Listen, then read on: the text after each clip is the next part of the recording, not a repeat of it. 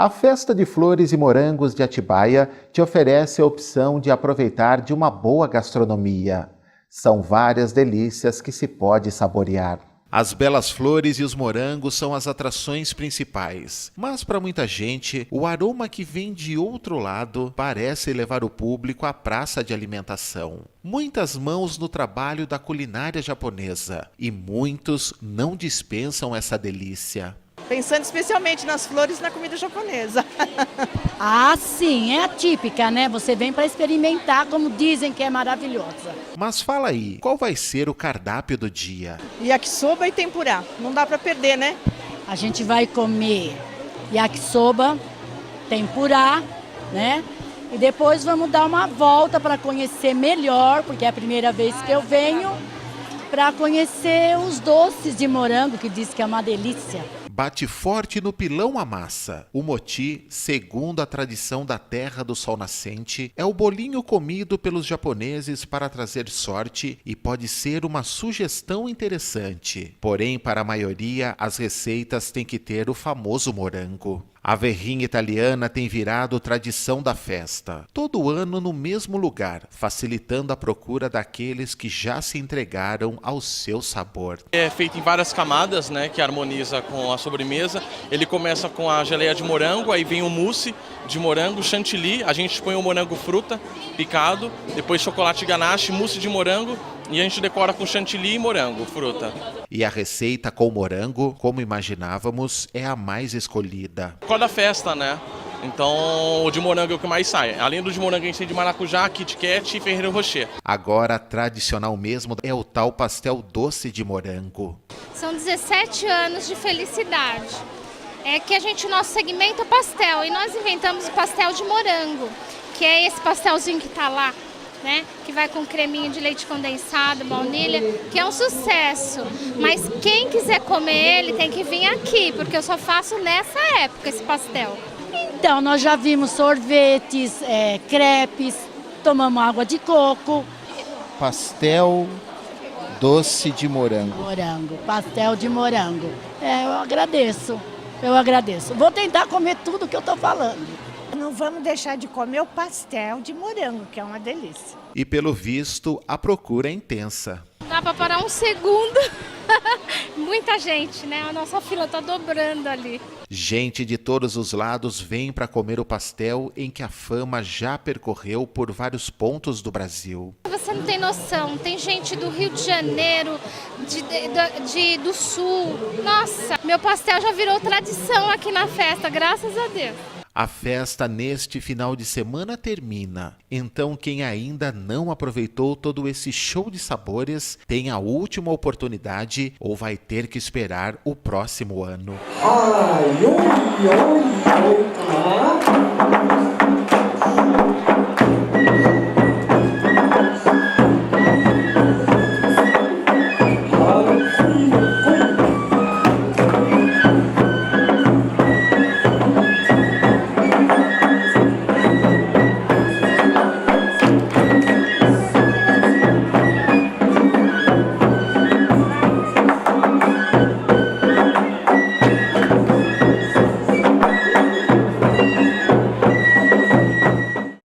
No quadro Agenda Cultural, o nosso escritor faz uma homenagem ao seu amigo Geraldo Paião.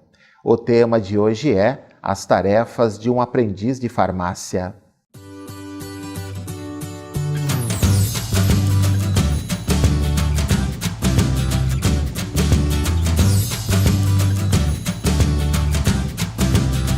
Nosso escritor, quando estudava contabilidade, devido ao curso ser à noite, para não ficar sem atividade durante o dia, pediu a seu pai que o encontrasse uma ocupação. O amigo farmacêutico Vicente de Azevedo, dono da farmácia São Vicente na Praça Raul Leme, o admitiu como aprendiz. O serviço começava às 8 da manhã e terminava às 6 da tarde. Durante as férias escolares, ficava até às 9 da noite. A primeira coisa a fazer fazer de manhã era varrer a farmácia e o laboratório de manipulação anexo, espanar e passar o pano de pó nos móveis. Depois, os trabalhos rotineiros. A maior parte dos remédios era manipulada na própria farmácia e os médicos formulavam os medicamentos. Como havia poucos médicos na cidade e todos eram muito ocupados, os farmacêuticos, quando notavam que a doença não era grave, medicavam o cliente. A maioria dos fregueses, após tomar os medicamentos, guardava os frascos vazios e, quando juntavam certa quantidade, devolviam na farmácia e recebiam determinado pagamento por isto.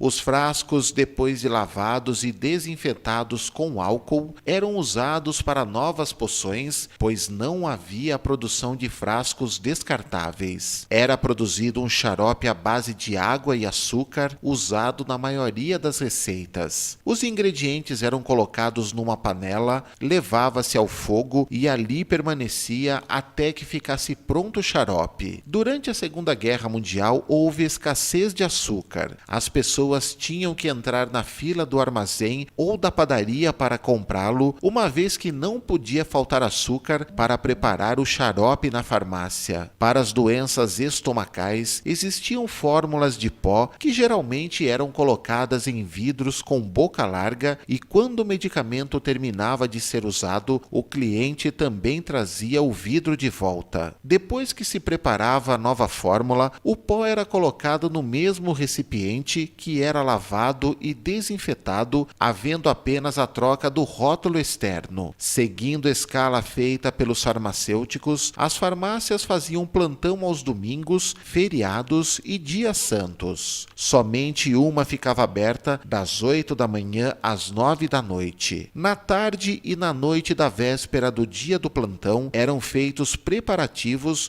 para que tudo estivesse em ordem. Era lavado o piso da farmácia e o chão do laboratório de manipulação, os paletós brancos eram lavados e engomados e os aventais eram lavados e passados. Também eram feitos alguns tipos de pomadas e maiores quantias de xaropes e cápsulas antigripais, cuja fórmula era do Dr. Francisco Assis Leme. Muitos fregueses da farmácia moravam no Taboão, outros no Matadouro, Santa Libânia ou em bairros distantes da cidade e pediam remédios por telefone. Como não havia ônibus circular, o trajeto para a entrega era feito a pé. Às vezes demorava mais de 1 hora para fazer o percurso de ida e volta. Nesse tempo, nosso escritor aprendeu com o farmacêutico Vicente de Azevedo e o prático de farmácia Nelson Ramos de Oliveira a aplicar injeções. Aprendeu a fazer curativos, cápsulas, comprimidos e pílulas que eram receitadas pelos médicos. Com o término da Segunda Guerra Mundial, quando foi testado uma gama de novos medicamentos, com o avanço da medicina, foi-se modificando o panorama no setor farmacêutico e foram abandonadas formulações de remédios. Os médicos se adaptaram aos novos medicamentos que vinham prontos e aos novos tratamentos. Novos remédios eram receitados de acordo com as bulas e hoje o farmacêutico, salvo raras exceções, pouco manipula em seu laboratório e a maior parte da função é apenas revender remédios. O papel era indicar os substitutos dos remédios em falta na sua farmácia, não sendo mais de sua alçada medicar. O tempo passou e um dia nosso escritor deixou o referido emprego em busca de novos ideais, passando a trabalhar com contabilidade por mais de 2 décadas e depois advogado, atuando até hoje.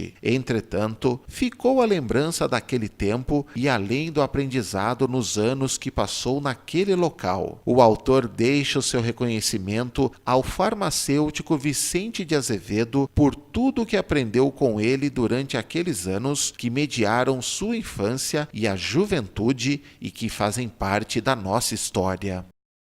Confira a previsão do tempo.